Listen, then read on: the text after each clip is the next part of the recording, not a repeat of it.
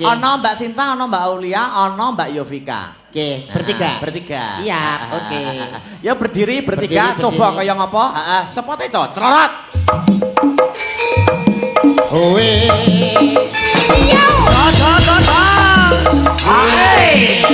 Hai. Oh. Yo. Hai.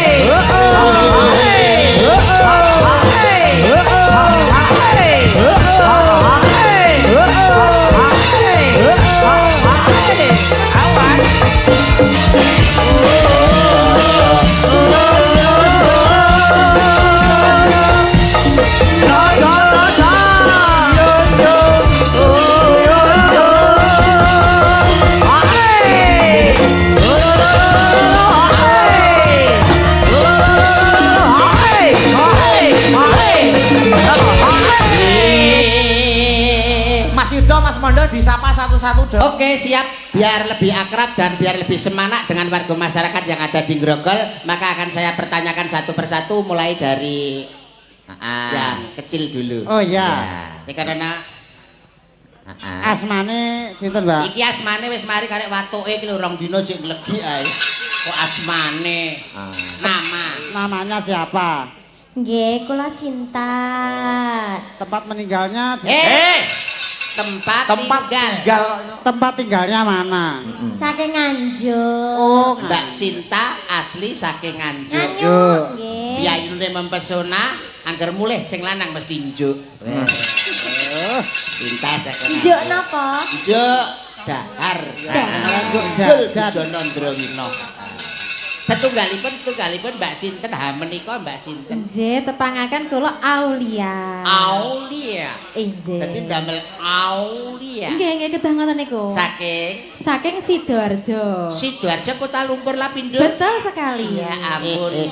Pantesan alise kandel. Wong wedok kangger alise kandel mesti liya-liyane kandel. Contone. Dan lain sebagainya. Bisa lah Alia. Saking Sidoarjo nggih. Nggih, leres. Makasih. Sama-sama. Lagi sitok enggak? Oh iki apa? Asmanipun, naminipun. Oh ijal mik. Nggih, njare pitepangan Pak. Nggih. Dalem Yovika. Mbak Yofi. Mbak Yovika. Damel Y nggih. Nggih. Kula nggih damel Y. Sampeyan wetone napa? Rebo. Rebo apa? Kliwon. Rebo kliwon, pantese karo Jemah Pon. Lah sebabe napa? Aku lho Jemah Pon. Lah aku lho mah. Mayo wis. Oleh munggatuk gatuk. Ngono ayo Vika nggih. Nggih. Baik Kak, asli saking pundi? Saking Ngawi. Ngawinipun. Saking Babuk. Ya Allah. Tak. Mbak Yovika aja ngomong tak krupes lambemu lho Mbak Yovika. Tembung krus lambene mondo. Enggak wani kene. Sampeyan ngawine pundi? Babuk Pak Do. Lah nggih sampeyan babuke endi? Babuke Babuk niku. Sampeyan babuke pundi? Lho kuwi jeneng dusun. Dusun ngen kula Babuk. Lah nggih dusune sampeyan kan babuk. Nggih. Lah nggih babuke endi?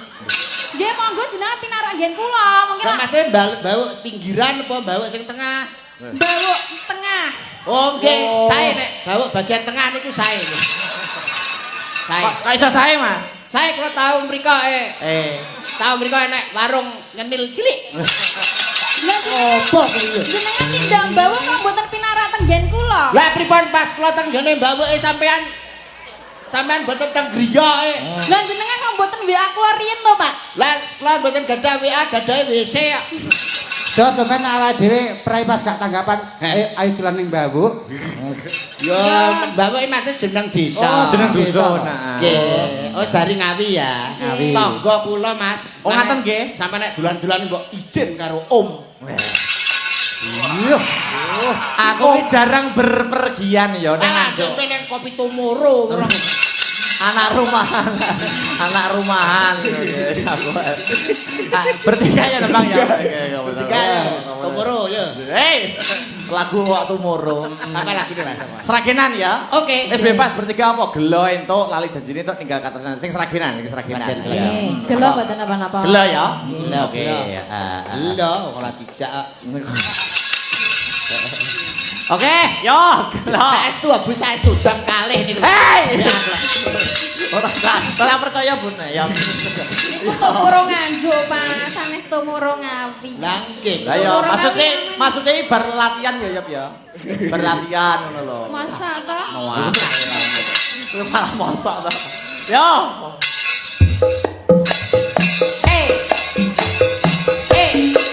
Ya.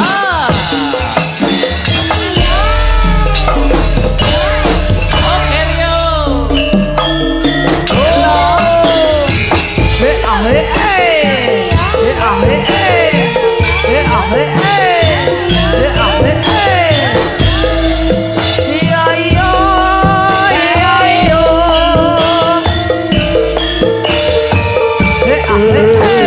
Aku apa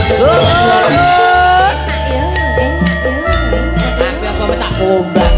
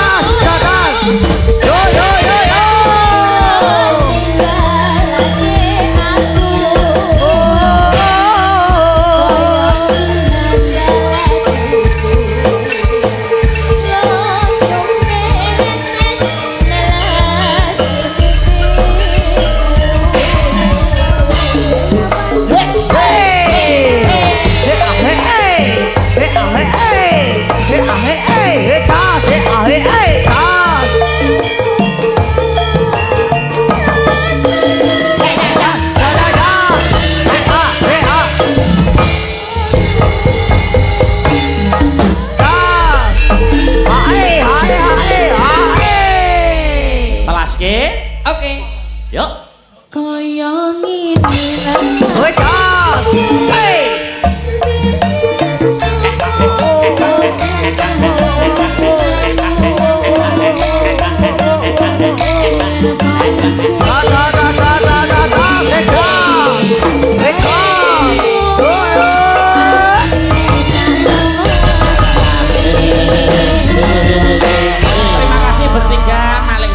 kanca-kanca.